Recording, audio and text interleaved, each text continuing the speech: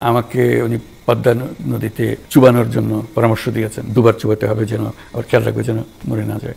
দূরত্ব বলে খুব হালকা হয়ে যায় কথাটা, কারণ উনি পাবলিকলি যেভাবে করেন সেটা হলো বিরাট রকমের একটা আক্রমণ। এটা আমাকে আমার নাম ধরে তো উনি ডাকেন না, উনি বলেন রক্তচোষা। শুরু করেছে ঘুষখোর সুদখোর, এটা নিয়ে আমাকে বলতেন। এখন বলছে আমি মানুষের রক্তচোষী। আমাকে উনি পদ্মা নদীতে চুবানোর জন্য পরামর্শ দিয়েছেন। দুবার চুবাতে হবে যেন, আবার খেয়াল রাখবে যেন মরে না যায়। কাজে উনি আমার উপরে সাংঘাতিক রকমের কি বলবো ক্ষোভ আমার উপরে।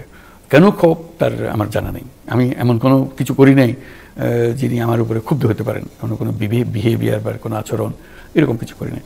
কাজে এটার থেকে মুক্তি পাওয়ার আমি তো কোনো রাস্তা দেখছি না। একজন একতরফাভাবে একটা ভীষণ ক্ষোভের মধ্যে থাকবেন, কোন দিক থেকে এটা ক্ষয়ে গেল, হারিয়ে গেল আমার দিক থেকে আমি জানি না। আমি কি অপরাধ করেছি, কিছু একটা নিশ্চয়ই করেছি যে কারণে উনি আমার উপর এত ক্ষুব্ধ। আমরাই বোধহয় সারা পৃথিবীতে প্রথম বাংলাদেশ সিটিজেন্স কমিটি বলে একটা কমিটি করেছি। যেদিন ঘোষণা পেয়েছি, টেলিভিশনে শুনেছি, রেডিওতে শুনেছি, সেদিনই আমরা 6 জন ছিলাম ন্যাশভিলে।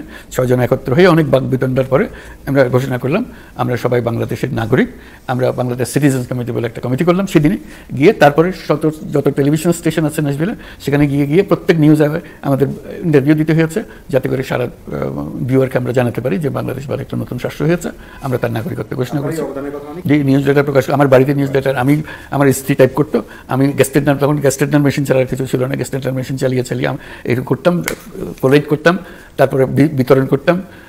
আমার নামটা ওখানে আমার বাসার ঠিকানাটা ছিল, যে নামে পাকিস্তানিরা আমাকে আক্রমণ করতো, গালিগালাজ করতো, তুমি এটা কী করতো, গাদ্দার, তুমি দেশের বেমানি করতেছি, ইত্যাদি ইত্যাদি। যাই হোক, এটা করেছি, সেই আনন্দ পেয়েছি। আমি কার্টুন আঁকতাম, ওই কার্টুনগুলো নিউজ লেটারে ছাপা হতো। এইভাবে আমাদের শুরু হয়েছে। এরকম অকেশন হয়নি তো। আমাকে তো 2011 সালে গ্রামীণ ব্যাংক বের করে দিল, বলে দিল যে তুমি উপযুক্ত না, তোমার বয়স বেশি হয়ে গেছে। একটা কারণ হলো, আমরা বললাম যে এটা তো সরকারি ব্যাংক না, এই আইন তো আমরা মানি না, আর কোনো আইন, সরকারের আইন আমরা মানি না, আমরা আমাদের বোর্ড যেটা সিদ্ধান্ত নেই সেটাই করি। তারা বললো যে না, এটা হবে না, এটা সরকারি ব্যাংক, এটা সরকারি নিয়ম মানে চলতে হবে।